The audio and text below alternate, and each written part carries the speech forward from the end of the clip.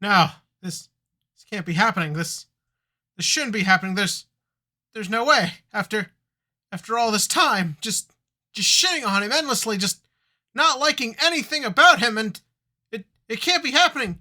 I can't actually be kind of liking Hiro. No, the world is truly at its end. No, no. Anyways, so yeah, welcome all to another Shadowverse Flame video. Why? Because unlike Yu-Gi-Oh, this show actually makes me happy. Before we go any further, I should say there was a whole bunch of Cardfight Vanguard news, but honestly, I'm already like 2 days late at the time this video comes out, so I don't know if anyone's really interested in. Honestly, nothing about anything they said anime-wise sounds that interesting, so maybe I'll just wait till a few episodes are out and we can pick up with that then. If anyone wants anything else, let me know in the comments below. But let us talk about the Shadowverse Flame. Today, we will simply be talking about the fight between Light and Hiro. Light has been sitting on the back burner, letting everyone else get all the character development, so now it's his time. A match of the protagonists. Previous main character nobody likes. Current main character who's like fine but overshadowed by the others. Who will come out on top? Well, seeing as the writers of the show clearly don't like the original Shadowverse show, I think it's a safe bet who's gonna come out on top this time. Yeah, but what I really liked what they did here is that they attempted to recontextualize Hiro in a way that makes him kind of work as sort of a foil to Light, which is kind of an interesting idea. Now, they obviously did that with everybody and their main opponents. They're kind of all foils to each other in different ways. But this was the one where I feel like it's the trickiest because you have a character who was not well liked, who was not well written, and no matter how much you want to say, well, we'll give him a chance this time, as a viewer, you're going to come in there with some baggage. And to be fair, like, it's not like Hiro is the most compelling character in this show, but I think they do a good job of working with what they have to make it work very well with the story they've got. In fact, it does kind of make me wish that other franchises would do this more. I wish Yu-Gi-Oh! Protagonists would actually meet and interact, or Cardfight Vanguard protagonists. I think it's just sort of interesting when you have main characters and sort of the different ways they ran their storylines sort of kind of coming in contact like this. So like in the original Cardfight Vanguard, they did have in G, they had Aichi and Chrono meet, and you sort of see the difference between someone who's more like easygoing and calm-natured like Aichi versus someone who's more headstrong and stubborn like Chrono, but they didn't do it good there, whereas this one I thought was pretty well done. For starters, they do what I think is the smart thing, and they just like throw everything Hiro's about right now kind of at you first. I like he's very upfront with his emotions and just talking about his insecurities as he tries to connect with Light.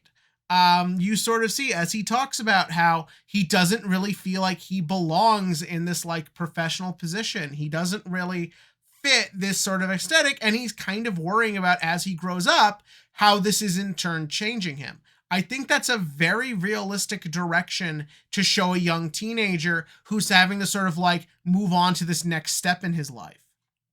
I also like they did confirm my theory when we saw that Hiro was just reading lines off his stupid visor thing, and you find out it is exactly that Lucian, I'm blanking if that's even his name right now, the other guy, he sends it to him so that way he doesn't say something stupid and cause a problem. That was good, but I like that when he starts playing against Light, you sort of see that difference between the two. Light is, while he is very upfront about things, he does always come off as very quiet. He's very reserved. He's more of like a thinker, as opposed to Hiro, who's more of a heart on his sleeve type. And I think that this does a good job of making Light more interesting. I don't think it's a big secret that Light is probably, as I said before, probably the least interesting of the main cast. Part of that is that they really dedicated the story to building the other characters up, which I think did work very well, but it does kind of make him feel like just kind of main character boy. Now, he does have great moments throughout the series, but I have sort of definitely felt a bit of a lacking from him as everyone else takes center stage. So I think making it that's kind of his issue. That's kind of his thing in life. He's always been kind of like drifting through life, kind of just sort of like doing things in the moment, never really showing like big emotion, never getting like super invested, but kind of always wanting to do the right thing. And like, I think what's very important here is that even if he isn't always good at expressing himself or really like finding a goal for himself, he wants to. And that is always the most important thing about a character, that they want something, not necessarily that they obtain it. And that's kind of what you see coming at play here, as dealing with someone like Light, who is so good at putting his emotions out on Front Street, kind of makes him like really think about himself and kind of where he's gone and where he's going. And I thought that was really nice to see from the character. Something I also find very funny is that Hiro is just right away like, yeah, I'm going to destroy the Ark. And everyone's like, why would you do that? He's like, the stupid thing nearly destroyed the world. Why do we have this thing? Why are you taking the gamble that this is going to work out? I don't know why. That just felt very in character, but also kind of like he's grown up a bit. Like now he does have sort of a goal in a way he didn't before. And you know what? I'll just say it. He's the only one so far who's made any fucking sense in regard to this stupid arc thing. Because our 6 main characters have like barely reacted to anything going on around them because of the arc. And everyone else is just treating it like a whatever thing if they address it at all. So the idea that he's like, I think this thing shouldn't be here because it fucked up my own childhood. So I'm going to break it, I think makes a whole lot of sense. I also kind of like the idea that Lucia, that's his name. What a fucking weird name. I like that Lucia, sort of the insinuation here is that he wants to send a message to the other 7 shadows that we're doing this. We don't want this thing here. And what the fuck are y'all going to do about it? Because Hiro is just such on another level from everyone else. And I like that as you watch the fight, you kind of feel like this. Like they do a good job of explaining, even when Light has like board advantage or hand advantage, Hiro is always there to like tear it down and retake control of the fight. I think using everyone to kind of put things in context like that is a great way of showing the power level between the two. Hiro is just very good at Shadowverse because it's kind of like the only thing going on with him. And Light is just kind of like trying to keep up, getting a little bit further, but never really getting there until the end of the fight, when of course naturally he's got to bust out a brand new bright shiny boss monster. All in all, I thought these episodes did a really great job of evolving here as a character and recontextualizing Light, and just kind of like working all in all really well. Also, I like how every character is being supportive. But of course, naturally, the fight then ends with Light, the much better character, taking the win.